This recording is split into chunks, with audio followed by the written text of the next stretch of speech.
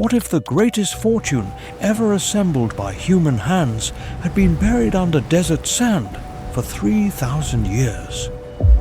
Most people accept that the ancient world surrendered its deepest secrets long ago, but beneath the scorched limestone cliffs of the Valley of the Kings, sealed behind layers of stone and centuries of forgotten rubble, lay a collection of objects that would shatter every existing assumption about what ancient civilization could produce.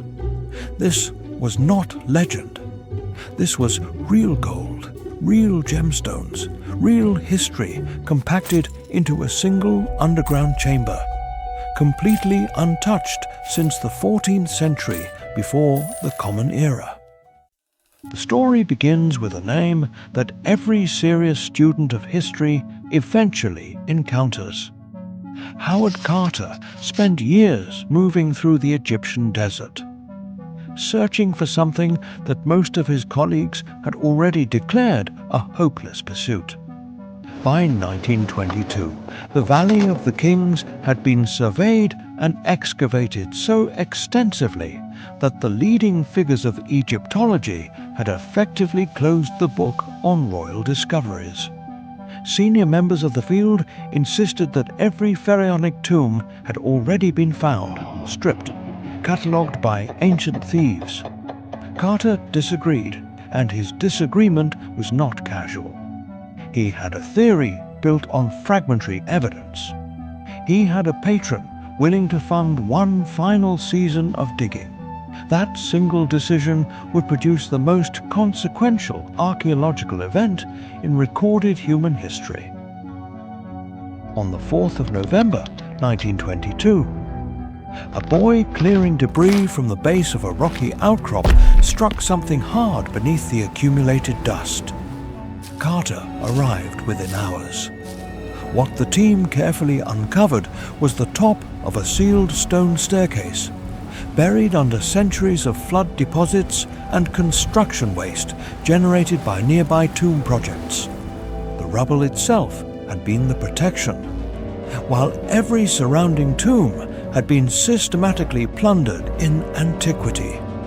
This single chamber had been accidentally sealed by the very detritus produced by those earlier intrusions. The thieves who emptied every neighboring vault had unknowingly built the most effective protective barrier imaginable for the young pharaoh sleeping below them. Carter paused before entering. He notified his patron, Lord Carnarvon, who travelled immediately from England to witness the opening. When the two men finally stood before the sealed doorway, Carter produced a metal tool and made a small hole in the upper corner. He pushed a candle through into the darkness beyond and waited for his eyes to adjust. Carnarvon asked him what he could see. Carter reportedly answered that he could see wonderful things. This response was perhaps the most extreme understatement in the entire history of scientific investigation. What lay beyond that doorway represented nothing less than the most expensive single treasure ever recovered from anywhere on Earth. The official inventory required 10 full years to complete. The first room, designated the antechamber, stopped experienced archaeologists entirely. It contained disassembled chariots stacked carefully against the walls, 6 of them in total, gilded and decorated with carved scenes. Beside these stood the remains of elaborate furniture, ritual vessels, intricately painted boxes that still held their original contents after 33 centuries of sealed darkness. The level of preservation was almost incomprehensible to the excavation team. Colors on painted surfaces remained vivid and unfaded. Delicate metal inlays were perfectly intact. Organic materials that should have dissolved into powder centuries earlier had survived because the sealed chamber maintained conditions of near-perfect stability throughout the entire intervening period. official science attributes this to fortunate geology. The more uncomfortable question is whether it was entirely accidental. The burial chamber itself held something far beyond ornamental furniture and ceremonial weapons. Inside a massive quartzite sarcophagus, researchers discovered 3 nested coffins, arranged one inside the other. The outermost 2 were gilded wood. The innermost was different in a way that no member of the excavation team was fully prepared to encounter. It was solid gold, every gram of it. The coffin weighed 110 kilograms and was fashioned entirely from pure metal, worked into an anthropoid form of extraordinary refinement. At current valuations, this single object represents over $6 million based on gold content alone. Its actual worth in any meaningful sense cannot be expressed through any market price that currently exists. Resting directly on the chest and shoulders of the mummified pharaoh was the object that would become the most recognized image in the entire history of archaeology. The death mask of Tutankhamun weighs 11 kilograms and is crafted entirely from solid gold.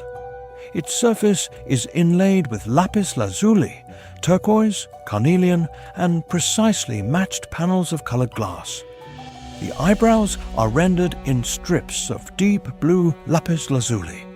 The eyes themselves are inlaid with obsidian and white quartz. A small red dot sits at the inner corner of each eye, adding a degree of realism that researchers describe as deeply unsettling when encountered directly. The face is calm, composed, and unmistakably human. Whoever produced this object possessed technical knowledge that modern conservators are still working to fully understand more than a century after its discovery. When researchers subjected the mask to X-ray examination, they found something that the official scientific community has never satisfactorily explained to the wider public. The mask is not a single piece. It is composed of multiple welded sections, joined with such precision that the seams are completely invisible to the naked eye under normal examination. The gold alloy used in different sections of the mask varies slightly in composition, suggesting that different source materials were combined with deliberate and carefully controlled metallurgical intent. How craftsmen, working more than 3.300 years ago, achieved this level of precision remains one of the most quietly avoided questions in the field. The techniques implied by the finished object should not have existed at that point in human technological development. According to every timeline that official archaeology currently accepts, the complete inventory of the tomb contained over 5,000 individual objects recovered across 4 separate chambers. Among these were 413 Shapti figurines, small carved servant statues intended to perform agricultural labor in the afterlife. Divided into 365 daily workers, 36 overseers, 12 foremen, 1 for each month. There were elaborate weapons and military equipment, including 8 shields, dozens of bows, hundreds of arrows, 4 daggers, a curved ceremonial khopesh sword. There were royal garments, sandals hammered from gold leaf, alabaster canopic vessels, glass objects of extraordinary fragility that somehow survived intact. Ritual texts covered multiple surfaces. Religious symbols appeared on virtually every significant object. Nothing entered that tomb by accident or oversight. Every selection carried precise theological intention that scholars are still actively working to decode. Among the more troubling finds were leather pouches discovered near the base of a large golden statue positioned at the center of the main burial area. These pouches had survived in remarkable condition. When researchers carefully opened them, the contents proved to be gold coins bearing the faces of Roman emperors. Roman coins, recovered from a sealed chamber that had not been accessed since approximately 1323 BC. More than 1,000 years before the Roman Empire existed in any recognizable form.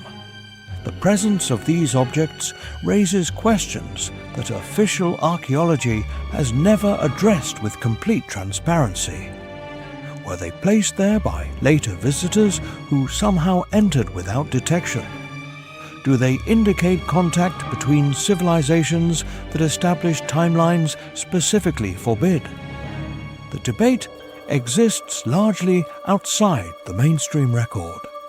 The total estimated financial value of the Tutankhamun treasure has been placed at between $750 million and $1 billion by various assessors over the decades. This figure is widely acknowledged to be a fundamental understatement, even by those who produce it. It accounts only for measurable material worth. It does not attempt to reflect the irreplaceable historical significance of the collection, its age, its unique status as the only fully intact royal burial from the entire New Kingdom period, or the simple reality that nothing comparable exists anywhere else on the planet. Yet the story does not end with Tutankhamun. The Valley of the Kings has refused to stay quiet.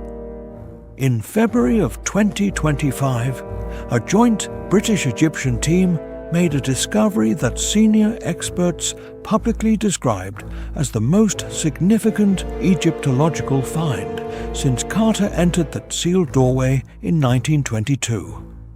Beneath the desert floor, they located the rock-hewn tomb of Thutmose II, who ruled from approximately 1493 to 1479 BC, and who had been considered by historians as the one lost pharaoh of the 18th dynasty.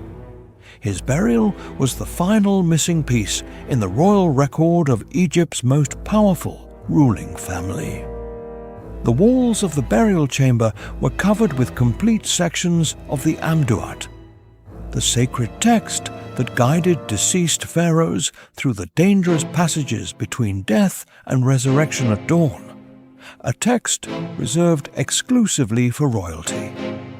Inside the tomb of Thutmose II, researchers recovered alabaster jars bearing inscriptions directly connected to Queen Hatshepsut, one of the most powerful and mysterious rulers in all of Egyptian history. These objects imply a personal and political relationship between the two figures considerably more complex than what official history has presented for generations. The truth encoded in these recovered objects may rewrite long-settled chapters of the royal record entirely. Analysis of everything found in this tomb is still in its earliest stages. Full disclosure of findings is expected to require years. Some researchers familiar with the site have suggested privately that decades is a more realistic estimate for complete assessment. In 2025, a separate research team announced the identification of a hidden chamber deep within the Valley of the Kings, believed on the basis of ground-penetrating scan data to be the final resting place of Queen Nefertiti. Nefertiti remains among the most enigmatic figures in the full span of Egyptian history. Her burial location has stood as one of the great unresolved puzzles in all of world archaeology for over a century of systematic searching. In 2024 alone, excavations conducted across two geographically separate regions uncovered 96 additional tombs, gold amulets, ancient coins of multiple cultural origins, pottery of refined craftsmanship. Burial objects spanning many different dynasties were recovered from sites near the Nile Delta and in the deep south of the country. Each discovery adds another layer of complication to what official science has been content to present as a largely finished story. How many more chambers remain sealed beneath that sand? How many more collections of objects sit undisturbed in the darkness, waiting in conditions of perfect preservation for the question that has not yet been asked? The desert extends in every direction, vast and unmarked, holding answers that established institutions have shown limited urgency in pursuing.